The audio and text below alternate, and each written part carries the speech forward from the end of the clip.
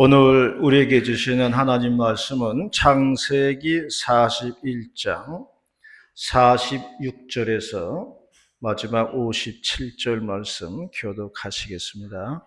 창세기 41장 46절에서 57절입니다. 요셉이 애굽 왕 바로 앞에 설 때에 30세라. 그가 바로 앞을 떠나 애굽 온 땅을 순찰하니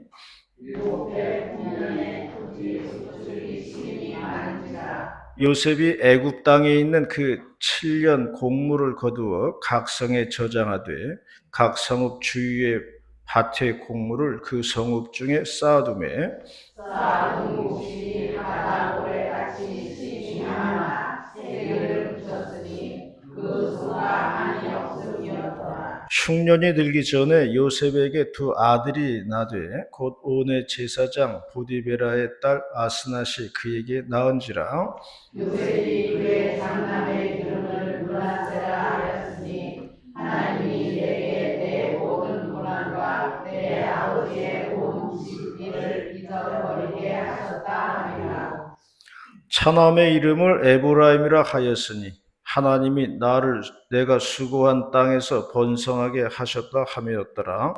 애굽 땅에 7해 흉년이 그치고 요셉의 말과 같이 7해 흉년이 들기 시작하며 각국에는 기근이 있으나 애굽 온 땅에는 먹을 것이 있더니 애굽 온 땅이 굶주림에 백성이 바로에게 부르짖어 양식을 구하는지라. 바로가 애굽 모든 백성에게 이르되 요셉에게 가서 그가 너희에게 이르는 대로 하라 하니라. 온 지면에 기근이 있음에 요셉이 모든 창고를 열고 애굽 백성에게 팔세.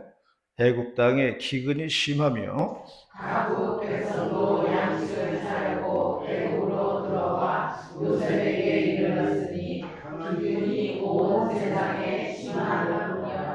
아멘.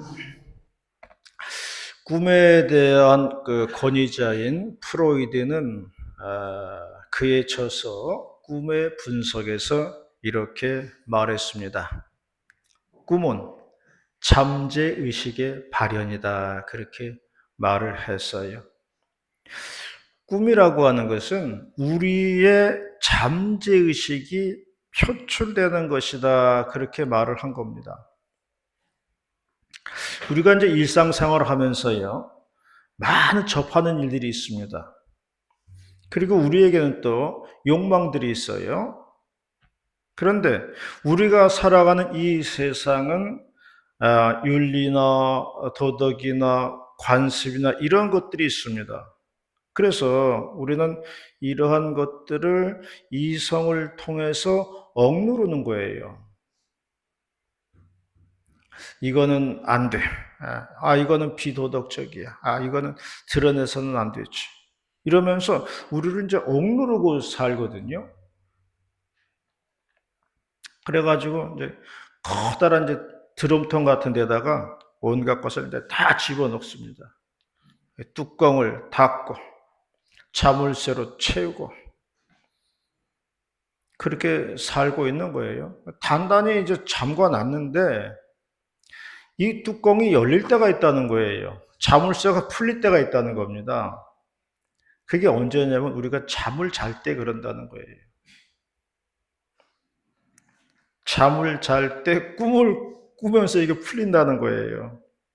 그러면서 우리가 억눌러 두었던 드럼통 속에 있는 것들이 다 나온다는 거예요. 그게 꿈이라는 겁니다. 그래서 꿈은 잠재의식의 발현이다. 그런 말이 나오게 되었어요. 저는 지난주에 임직식하는 꿈을 다 꿨어요. 꿈속에 임직식 하더라고요. 사람들이 얼마나 많이 왔는지 아주 성황리에 임직식하는 꿈을 꿨는데요. 늘 머릿속에 임직식하는 생각을 하고 있으니까 그 꿈에 나오는 거예요. 이런 것을 보면은 프로이드의 말이 맞는 것 같아요. 언젠가는 이제 괴로운 꿈을 꾸었는데 새벽 기도 시간이 5시잖아요. 그래서 이제 5시가 되면은 새벽 예배 인도하러 나가야 되는데, 그래서 와이셔츠 옷을 입는데, 자꾸 단추가 이게 제대로 안 맞는 거예요. 차례대로 끼우면 단추가 다 맞아야 되는데, 자꾸 하나가 남든지 하나가 모자르든지 하는 거예요. 밖에서는 찬송 소리가 들려오죠. 나는 막 마음이 다급합니다. 침착해야지, 침착하게 하자. 침착하게 단추를 위해서부터 차례대로 하는데 꼭 하나가 남든지 모자르든지 하는 거예요. 얼마나 식은땀 났는지 몰라요. 깨보니까 꿈이에요. 안도의 한숨이 다 나오더라고요. 가끔 이제 신령한 꿈도 있습니다. 예지몽이라 그러나요? 가끔 신령한 꿈도 있어요. 저는 20살 때 은혜를 체험하고 구원을 체험하였을 때 신비한 꿈을 많이 꾸었어요. 성경에 보면은 하나님께서 꿈을 통해서도 말씀해 주시는 것처럼 저도 이제 꿈을 통해 가지고 믿음이 한 단계 이렇게 또 성장하는 그런 경험도 했어요. 간혹 가다가 우리들도 그런 신령한 꿈을 꿀 수가 있습니다. 그런데 그것은요, 정말로 어쩌다 간혹 가다입니다. 간혹 가다 그런 거예요. 대부분의 꿈은 개꿈이에요. 대부분의 꿈은 그냥 개꿈 같은 거예요. 여기서 얻은 결론은 뭔가 하면은 꿈은 꿈이고 현실은 현실이라는 거예요. 꿈과 현실을 혼동하면 안 됩니다. 꿈은 꿈이고 현실은 현실이에요. 옛날 개그 프로 중에 개그는 개그일 뿐 따라하지 말자. 그런 구호 외쳤어요. 꿈과 현실을 혼동해서 살면 안 됩니다. 꿈은 꿈이고 현실은 현실이에요. 이걸 잊으면 안 된다는 거예요. 오늘 봉독한 말씀은요, 꿈의 사람 요셉에 대한 말씀입니다. 오늘 주어진 본문의 말씀을 통해서 10월달 둘째 주면서 창립 45주년에 주시는 하나님 말씀 듣도록 하겠습니다. 첫 번째 말씀하는 것은 사람은 비전을 가져야 된다 말씀했어요. 비전은 꿈이나 희망이나 소망이라고 말할 수가 있겠습니다. 46절입니다. 46절 말씀 시작. 요셉이 왕 바로 앞에 설 때에 30세라. 그가 바로 앞을 떠나 애굽 온 땅을 순찰하니. 옛 이야기 중에 이런 이야기가 있습니다. 주인이 하인에게 말하기를 양동이에다가 물을 가득 담고 그것을 머리에 이고서 동네를 한 바퀴 돌아오라고 했습니다. 하인이 양동이에 물을 가득 담고 머리에 이고 동네를 한 바퀴 도는데 머리에 이고 있는 양동이 물이 흘릴까 봐 아무 조심조심 이제 걸어가는 거예요. 한 바퀴를 다 돌아오자 주인이 물었습니다. 동네에서 무엇을 보았느냐? 그렇게 물어보니까 하인이 말하기를 물 쏟아질까 봐 동네 볼 시간이 없었습니다. 그렇게 대답을 했어요. 주인이 말했습니다. 그렇다. 한 가지 일에 집중하는 사람은 여기저기 신경 쓸 시간이 없느니라. 그렇게 말을 했어요. 내 인생에서 한 가지 목표를 정해놓고 그 목표를 향해서 달려나가는 사람에게는 세상 일의 에너지를 소비할 그런 겨를이 없다는 거예요. 내 인생의 에너지가 내가 꿈꾸는 비전에 맞춰져 있다면 세상의 유혹에 빠질 수가 없다는 겁니다. 요셉은 어려서부터 비전이 있었어요. 그게 뭐냐면 모든 형제들 중에서 으뜸이 된다고 하는 비전이 있었어요. 요셉이 형들에게 자기 꿈을 얘기했어요. 내가 꿈을 꾸니까 우리가 들여나가서 곡식단을 묻는데 형들의 곡식단이 내 곡식단에다가 절을 하더이다. 그렇게 말을 했어요. 그리고 또 꿈을 꾸었는데 해와 달과 11개의 별이 나에게 절을 하더이다라고 말을 하였습니다. 이 말을 들은 형들이 요셉을 미워하기 시작했어요. 그리고 요셉을 애굽에 팔았다고 말씀하고 있습니다. 그런데 나중에 이 꿈이 그대로 이루어지는 것을 볼 수가 있습니다.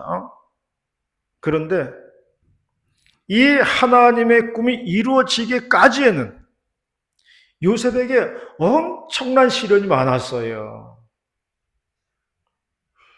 형들에 의해서 애굽으로 노예로 팔려가는 신세가 되었지요. 그래도 겨우 보디발의 집안 총무가 돼가지고 좀 먹고 사는가 했더니 보디발의 아내의 유혹을 뿌리쳤다고 해서 모함을 받아가지고 감옥에 가는 처지가 되었습니다. 요셉이 꾼 꿈하고는 인생이 정반대로 가고 있어요. 그런데 요셉은 포기하지 않았다는 거예요. 의인은 7번 넘어져도 8번째 일어난다고 했습니다. 감옥 안에서 애굽 왕의 술 맡은 관원장을 만나고 그 사람의 꿈을 해석해 줍니다. 그것을 계기로 해서 요셉은 애굽 왕궁으로 진출을 하게 되었습니다. 여기서 우리가 눈여겨볼 대목이 있어요. 요셉은 하나님의 뜻을 이루기 위해서 아무렇게 살지 않았다는 겁니다. 아무렇게나 산 게 아니에요, 요셉이. 요셉에게도 유혹이 많이 있었죠. 왜 없었겠어요? 그러나 하나님의 뜻을 이루기 위해서 요셉은 자신의 몸가짐을 잘 관리했다는 것을 말해주고 있어요. 제가 청년 시절에요, 한 3년 정도 서울에 있는 광화문에 있는 세문안교회를 다닌 적이 있어요. 그때 예배 드리고 말씀의 은혜를 받고 본당 현관문을 딱 나서면은 저 아래로 신문로 대로가 보입니다. 그러면 내 안에 세상을 다 가진 것 같아요. 벅차오르는 그런 감격이 있어요. 이게 은혜 충만이죠. 그런데 현실을 돌아보면요, 이거 완전히 거짓골이에요. 그런데 마음만큼은 세상을 다 가진 것처럼 그 충만한 기쁨이 있더라고요. 마음속으로 그런 감동이 울려 퍼졌어요. 네, 비록 거짓골이지만은 지금 현실은 그렇지만은 난 이렇게 살 사람이 아니다. 그런 마음이 있었어요. 무슨 배짱으로 그런 생각을 했는지 모르겠어요. 그런데 그런 마음이 내 인생의 발걸음을 주장한다는 거예요. 그런 마음이 내 인생의 발걸음을 옮기게 되는 거예요. 그러므로 우리 인생의 목표가 중요하다는 것을 말해주고 있는 겁니다. 요셉에게는 하나님께서 주신 꿈이 있습니다. 그래서 요셉은 그 꿈을 이루기 위해서 인생의 바른 길을 걸어갔다는 거예요. 허튼 곳에 시간을 낭비하지 않았습니다. 인생의 에너지를 낭비하지 않았습니다. 불필요한 것에 시간을 소비하지 않았습니다. 그리고 오직 주님이 주신 목표를 향해서 달려나갔다는 것입니다. 그리고 그 꿈이 그대로 이루어지는 축복을 받았다고 말씀을 했습니다. 우리들에게도요, 하나님께서 주신 꿈이 있습니다.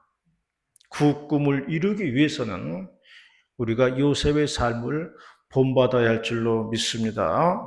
그리하여 내 인생의 꿈을 성취하는 저와 여러분이 다 되시기를 바라겠습니다. 두 번째로 말씀하는 것은 사람은 지혜를 가져야 된다는 말씀이에요. 지혜는 성령 충만할 때 온다는 것입니다. 47절과 48절 말씀이에요. 47절, 48절 말씀. 시작. 일곱 해 풍년에 토지 소출이 심히 많은지라 요셉이 애굽 땅에 있는 그 70년 공문을 거둬 각 성에 저장할 때 각 성읍 주위에 한제 공문을 그 성읍 중에 쌓아두매. 요셉은 애굽 땅에 7년 동안 풍년이 들고 7년 동안 흉년이 든다는 꿈을 꾸게 됩니다. 7마리의 튼실한 소, 그리고 속이 꽉 찬 7개의 이삭을 보게 됩니다. 그리고 이어서 파리하고 흉한 소 7마리, 그리고 바람에 마른 이삭 7을 보게 됩니다. 여기에서 요셉은 해석하기를 7년 풍년이 들고 이어서 칙년 흉년이 올 것이라고 그렇게 해석을 했습니다. 그래서 요셉은 철저하게 준비를 하였습니다. 7년 동안 풍년 기간에 양식을 산더미처럼 비축을 하였다는 말씀이에요. 이어서 오게 되는 흉년을 대비하는 거죠. 근데 이것이 지혜라는 겁니다. 다른 게 지혜가 아니라 이런 게 지혜예요. 잘 될 때에 안 될 때를 생각할 줄 아는 것, 이게 지혜라는 거예요. 잘 될 때가 있으면 안 될 때가 있다는 것을 알아야 됩니다. 그게 지혜라고 그랬어요. 이러한 지혜가 있어야 우리의 삶이 풍성해질 수가 있는 거예요. 인생의 여유는 통장에서 나온다는 말이 있어요. 대비를 잘할 때에 우리의 인생을 행복하게 살 수 있다는 겁니다. 코로나 때요, 미국에서 돈을 엄청 풀었습니다. 1,000조 원을 풀었다 그래요. 돈이 풀리니까 물가가 막 올라갔습니다. 그러니까 돈을 거두어 드려야 됩니다. 그러기 위해서는 은행의 금리를 올려야 돼요. 은행의 금리를 올리면요, 돈이 다 은행으로 이렇게 몰려 들어오게 되어 있습니다. 그래서 미국 은행의 금리가 막 올라갔어요. 세상에는 모든 달러가 미국을 향해서 들어갔습니다. 우리나라에 있는 달러도 다 빠져나간 거예요. 많이 빠져나갔어요. 그러니까 자연스럽게 환율이 올라갔습니다. 그래서 매일 뉴스에 나오는 게 1달러에 1,400원 한다, 1달러에 1,450원 한다, 1,500원 향해서 간다, 이런 얘기가 나오는 겁니다. 우리나라에서도요, 코로나 때 돈을 많이 풀었습니다. 똑같이 물가가 많이 올라갔어요. 은행 금리가 많이 올라갔습니다. 돈을 회수하겠다는 거예요. 은행 금리가 5.5% 최고점을 찍은 적도 있어요. 그게 최고점이에요. 이번에 우리나라에서 돈을 풀었어요. 소비 쿠폰이라 그래가지고 경제 활성화를 위해서 이렇게 시행을 했습니다. 자, 그럼 이제 예측을 해야 됩니다. 시중에 돈이 많이 풀렸어요. 그럼 물가는 올라가게 되어 있습니다. 우리 아파트에 있는 그 옛날 통닭집도요, 17,000원 하던 게 19,000원으로 올랐더라고요. 그럼 물가를 잡으려면 어떻게 할까요? 은행 금리를 올리면 됩니다. 그러므로 앞으로 은행 금리가 올라갈 것으로 예측을 해야 돼요. 내려가지는 않아요. 물론 뭐 경제 활성화를 위해서 쉽게 올리진 않을 거예요. 그러나 방향은 그쪽으로 가야 된다는 거예요. 그렇게 예측을 하는 겁니다. 부자들은요, 이런 걸 다 알고 있습니다. 우리들도 이런 예측을 하면서 살아야 돼요. 우리들도 부자가 되고 싶으면 이런 지혜가 필요하다는 것을 말씀하고 있습니다. 요셉의 지혜가 이겁니다. 7년 흉년이 오면 7년 흉년이 온다는 거예요. 그럼 방법은 하나예요. 7년 동안 잘 준비하여 흉년을 대비한다는 겁니다. 이게 지혜라는 거예요. 그러므로 잘 될 때에 안 될 때를 생각하는 것이 지혜다. 어리석은 사람들은요, 잘 될 때에 교만해집니다. 그래서 성경은 말씀하기를 교만은 패망의 선봉이라 그랬어요. 잘 될 때에 어려울 때가 있다는 것을 생각할 줄 아는 것이 지혜다 말씀했습니다. 그리고 그런 때를 잘 대비하는 사람이 지혜로운 사람이라고 말씀을 했습니다. 반대로 안 될 때가 있으면은 잘 될 때도 있다는 것을 생각하는 것이 지혜예요. 그러면서 우리에게 있는 어려움을 이겨 나가는 거죠. 성경 야고보서 5장 13절에 말씀했어요. 너희 중에 고난 당하는 자가 있느냐? 그는 기도할 것이요. 즐거워하는 자가 있느냐? 그는 찬송할지니라 말씀을 했습니다. 제가 자전거를 타고 다니면서 깨달은 게 뭐냐면은 세상의 모든 길은 오르막과 내리막으로 되어 있다는 거예요. 평지는 없더라고요.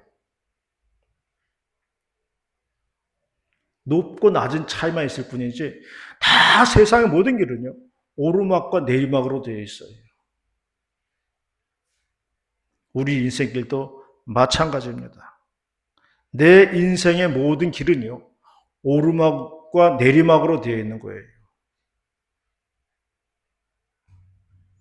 지금 내가 오르막이라고 생각하면 곧 이어서 내리막길이 나온다는 것을 생각해야 돼요.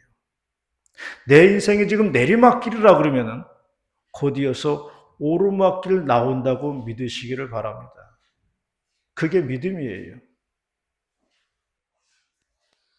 그러므로 우리는 힘들 때나 어려울 때나 낙심하지 말고 실망하지 말고 주님을 붙들어야 한다는 것입니다. 말씀을 붙들고 의지하면서 이겨나가야 하는 것입니다.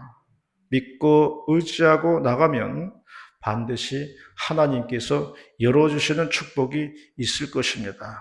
이러한 저와 여러분이 다 되시기를 바라겠습니다.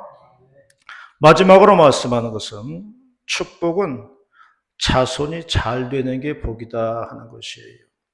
51절과 52절입니다. 51절, 52절 시작. 요셉이 그의 장남의 이름을 므낫세라 하였으니 하나님이 내게 내 모든 고난과 내 아버지의 온 집을 흘려보리라 하셨다 하며 장남의 이름을 에브라임이라 하였으니 하나님이 나를 내가 수고한 땅에서 번성하게 하셨다 하였다. 이스라엘의 지파는 12지파라고 그랬습니다. 가나안 땅에 들어가서 12지파가 얻은 것은 가나안 땅이에요. 약속의 땅 가나안 땅 들어가가지고 가나안을 12조각으로 만들어서 분배해 주어서 살았습니다. 지난주에도 말씀했듯이 이스라엘 사람들은 12이라는 숫자를 좋아합니다. 야곱의 아들이 12명인데요. 셋째 아들이 레위예요. 레위 지파거든요. 근데 레위 지파는 하나님의 제사장직을 수행하는 그런 지파예요. 그래서 가나안 땅 분배에서 빠졌습니다. 하나님이 분깃이라 그러면서 제외를 시켰어요. 그래서 11지파가 되었습니다.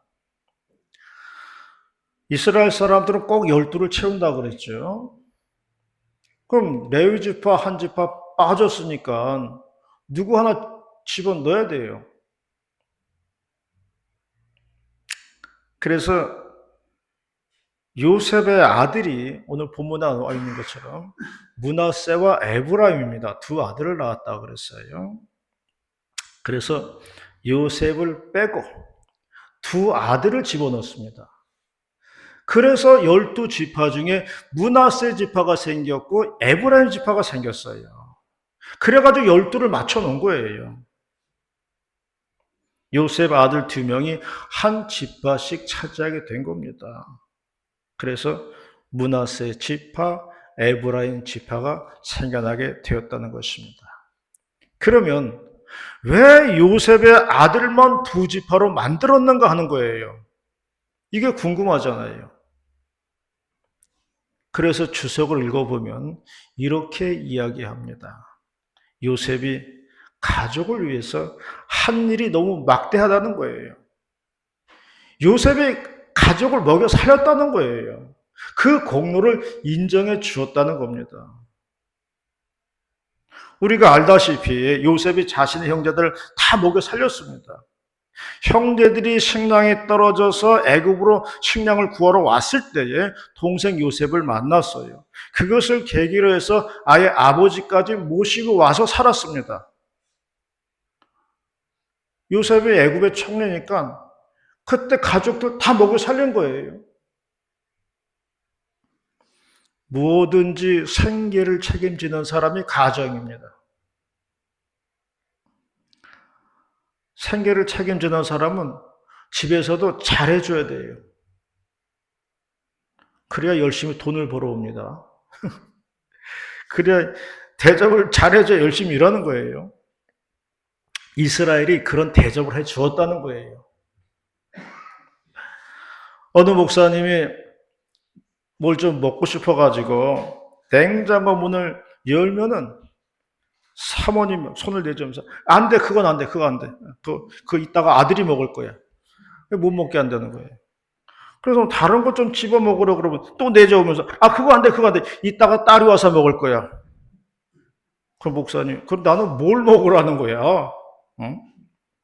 아니 가장의 남편을 우대해야지 이게 남편 대접 이게 뭐냐고 그랬다는 말을 하더라고요. 먹고 사는 것을 책임지는 사람이 가장입니다. 그런 분들을 우리는 떠받들고 잘해줘야 되는 거예요. 그래야 힘을 내서 열심히 일을 하는 겁니다. 하늘에서 비가 내리면 물은 아래로 흘러내립니다.